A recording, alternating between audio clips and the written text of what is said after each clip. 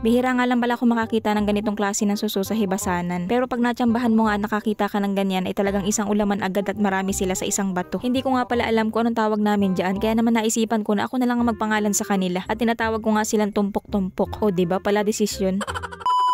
At yun na nga guys, for today's video ay ayun. Hirap nga pala ako sa paghatak din sa bangka at bumigat na nga. Lagi kasing babad sa dagat. Puno na rin kasi ng tubig yung katig at hindi ko nga napinturahan. Bumitak na. Hindi ko na kasi maabyaran. Ang dami kong ginagawa sa buhay. Wow, busy yarn. Medyo nakakabad trip kasi ang panahon ngayon. Napakabilis ng oras. Kakagising ko lang ay maya-maya ay hapon na agad. Paano ta ay lagi kang tanghali gumising? Ay sorry naman. Pero hindi, talaga ako ay nabibilisan sa oras. Marami ako laging planong gawin sa maghapon pero hindi ko lagi matapos agad. Tapos yun na nga, nakalimutan ko pang lagyan ng kawayan yung ilalim para mabilis sanang itulak yung bangka. Yanong mulog talaga ay. Nga pala ngayon ay maliit lang ang hibas o halos hindi nga nakatihan ng batuhan kasi nga ganito lang ang hibas at nag-high tide na rin agad. Pero tuloy pa rin tayo sa panghihibasan at gawa na nakakapanghinayang kaya ang araw kaysa nakamulog ka lang maghapon sa bahay. Dito nga lang pala kami mangunguha ng susuna yun sa bukana ng ilog. Bakit parang hindi ko na nababanggit na maayos ang mga salita? Palala na ako ng palala. Dito nga lang pala kami mangunguha noon sa bukana kasi nga nadaan na namin yun nung kami pumunta ng bayan. Nakasakay rin kami sa bangka nun tapos ganito lang din kababaw nung dumaan kami. Nakita daw nila papa nakatimbon lang sa isang bato. Pero hindi ko nga alam kung saan eksaktong nakita nila papa. Ay bahala na basta hanapin na lang natin din. May nakita nga pala ako ditong kasag at uhulihin ko nga at ilalagay namin sa palaisdaan. Medyo malaki na rin kasi ito kaya hindi na ito kayang kainin pa ng sigapo. Tapos yun na nga nasumpungan na namin yung suso na hinahanap namin.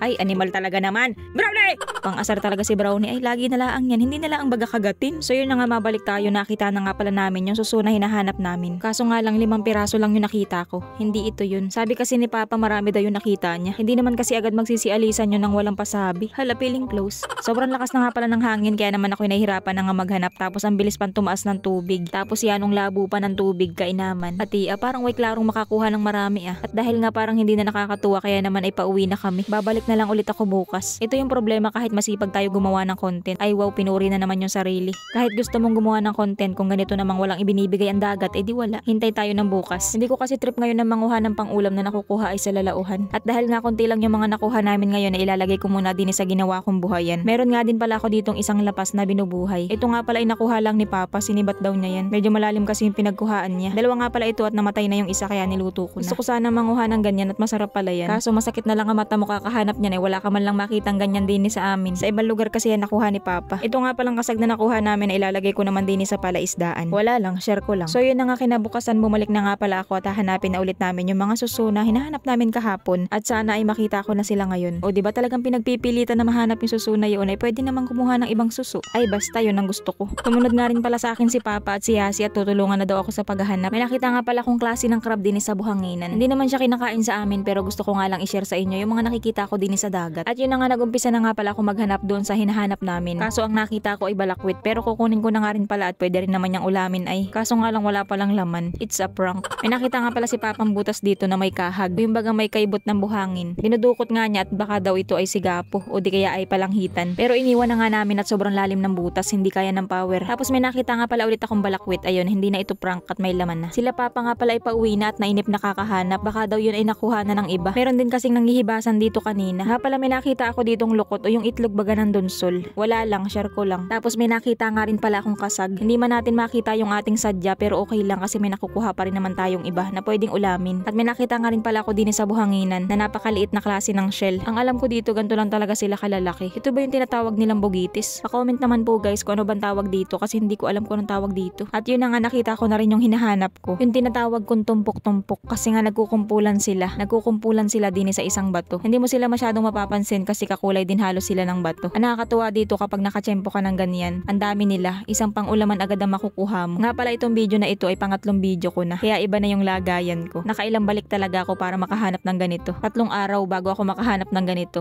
Pero hindi nga po ito yung dahilan kung bakit ang tagal na naman ng pag-upload ko. Yung isang araw pa sana ako may upload kaso nga lang hindi ko natapos yung voice over at may bisita akong dumating. Tapos kahapon naman okay na sana natapos ko na kaso nga lang yanong pagkamulog hindi ko pa nga naisisave yung mga inedit ko Dinilit ko na agad lahat ng mga video. Hindi ko na siya maire-restore kasi nga dinilit ko na rin siya doon sa delete items. So di ayos, sayang ang effort. Nga pala mabalik tayo. Nilaga ko nga pala muna sila lahat at kukunin ko nga yung laman at aadobohin ko. Pero alam nyo, kadalasan luto na ginagawa namin sa ganitong klase ng suso ay nilalaga lang namin yan. Tapos kinukuha ang laman, sasawsaw sa suka, tapos lamon. Pero yun na nga, bago tayo magpatuloy ay shoutout muna kay Rene Gabuna, Winard Enriquez, Onsi Baldos, Dominic Umali, Richard Timugan, Zem Silver, JR Fernandez, Karen De La Cruz, Oriliabak Calinlio,